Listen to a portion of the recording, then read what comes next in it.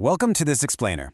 Have you ever promised yourself with absolute 100% certainty that you were going to start a really important task today, only to find yourself 3 hours later mindlessly scrolling through social media, organizing your sock drawer, or doing literally anything else? If you're nodding your head right now, I want you to just take a deep breath and let go of the guilt. Seriously, you are not alone in this. Today, we're unpacking the psychology of delay, and I promise you, what we're about to uncover is going to completely change the way you look at your own habits.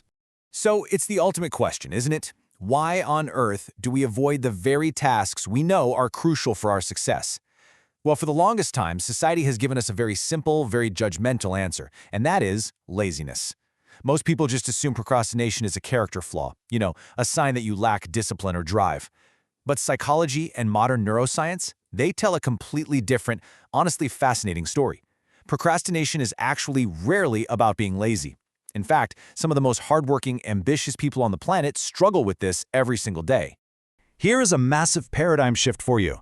Procrastination is actually a survival mechanism. Yep, you heard that right. Your brain has one primary overriding mission above absolutely everything else, and that's to keep you safe and comfortable. Now, thousands of years ago, this mechanism was essential. It helped our ancestors avoid physical danger and conserve precious energy. But in the modern world, this ancient system can dramatically backfire.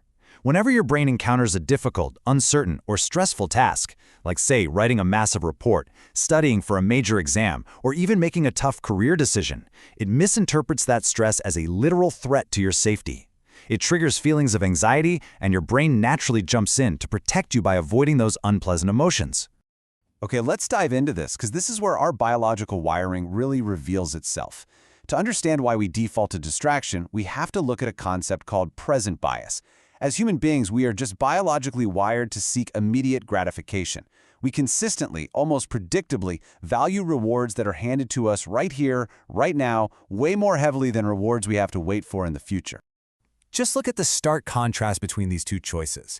Imagine you need to work on a big project that's due next week. That project requires intense concentration and effort, and the reward, the good grade, the praise, the financial payoff, well, that's pretty far away. Now compare that to picking up your phone and opening up a social media app. Within fractions of a second, boom, you're hit with entertainment, novelty, and quick stimulation. From your brain's ancient survival-focused perspective, the choice isn't just easy, it's completely obvious.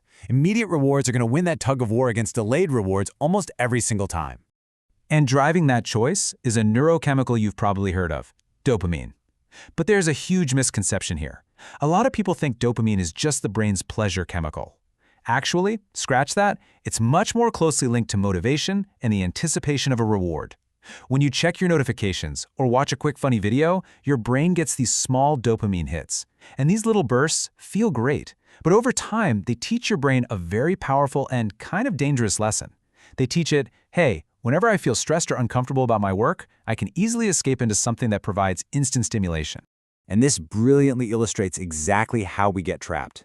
This is the psychological habit loop of procrastination. It always starts with step 1, the task. Just thinking about the task leads to step 2, discomfort, usually in the form of stress or anxiety. So to cope with that, we move to step 3, distraction.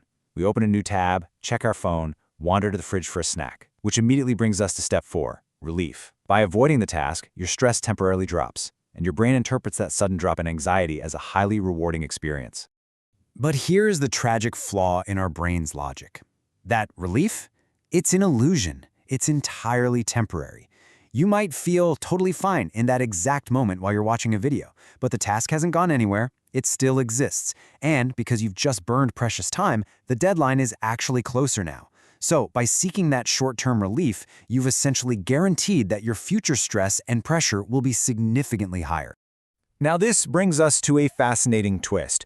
We've established you aren't lazy, but what if the root of your avoidance is actually incredibly high standards? A lot of chronic procrastinators are actually perfectionists. If you're someone who cares deeply about the quality of your work, the pressure you put on yourself can literally be paralyzing. Perfectionists often delay starting simply because they are terrified of making a mistake, failing, or producing something that's, just average. Have you ever told yourself this? I'll start when I'm fully prepared. Or maybe, I'll begin when I have a nice, uninterrupted 3-hour block of time. Or I'll do it when I finally feel motivated. This is the perfectionist's absolute favorite trap. It's the false belief that perfect conditions will eventually arrive. But the hard truth? Perfect conditions rarely, if ever, show up. The stars are not going to magically align for your project. By waiting for the ideal moment, all you're really doing is letting valuable opportunities slip away. I really want you to let this sentence sink in for a moment. Action creates motivation. One of the biggest myths about productivity is that you need to feel motivated before you take action, that you need to sit around waiting for the muse to strike. In reality, psychology shows us the exact opposite is true. Successful people don't always feel motivated before they begin working. They just start. And once they start, progress begins. That progress builds momentum, and it's that momentum that actually creates the motivation to keep going. So, with all of that in mind, how do we actually use this science to break the cycle? Well, here is our actionable, totally guilt-free toolbox to bypass those primitive, comfort-seeking mechanisms. We've got 5 strategies: making tasks smaller, utilizing the 5-minute rule, removing temptations, focusing on progress over perfection, and understanding our emotions. Let's move to and see how this builds, starting with strategy number 1. Large tasks trigger the brain's threat response because they just feel insurmountable. The trick here is to break them down into ridiculously tiny, completely unthreatening actions. So instead of putting "write the annual report" on your to-do list, which sounds absolutely terrifying to your brain, start with "open a blank document" or "write one single paragraph." By shrinking the task, you drastically lower the barrier to entry. Completing that tiny action gives you a quick, small win, a healthy hit of dopamine, and dramatically reduces your brain's natural resistance. All right, building on that, let's jump to the second strategy, which revolves entirely around the number 5. When you are absolutely dreading a task, I want you to make a deal with yourself. Tell yourself you only have to work on it for 5 minutes. That's it. You can endure literally anything for 5 minutes, right? What this does is trick your brain into taking that terrifying first step, because getting started is always the hardest part. Once you are 5 minutes in, that initial wall of dread collapses, you're already in motion, and you'll find that continuing to work becomes significantly easier. Moving on to strategy number 3, and this one tackles our physical and digital environment. Remember that dopamine habit loop we talked about? Task, discomfort, distraction, relief? You literally cannot rely on sheer willpower to beat a biological dopamine loop when your phone is sitting right next to you, buzzing with instant gratification. Your environment deeply influences your behavior. You absolutely have to remove the temptations. Turn off your push notifications. Put your phone in another room while you work. Create a workspace that is deliberately designed for focus, so that when your brain desperately seeks an easy escape, the escape simply isn't there. Next up is strategy number 4, which is a direct counter to that perfectionist trap. You have to embrace the philosophy that done is often way better than perfect. Give yourself the permission to create imperfect, messy work. Seriously, write a terrible first draft. Build a clunky prototype. Just get it out of your head and into reality. Why? Because you can always edit, refine, and improve something that actually exists. You cannot improve a blank page. Progress is absolutely vital, and perfection is the enemy of progress. And finally, we arrive at strategy number 5, which is all about looking inward. So the crucial point is this. Procrastination is almost always an emotional problem disguised as a productivity problem. The next time you find yourself avoiding work, I want you to stop asking, how can I force myself to do this? Instead, pause and ask yourself, what specific emotion am I trying to avoid right now?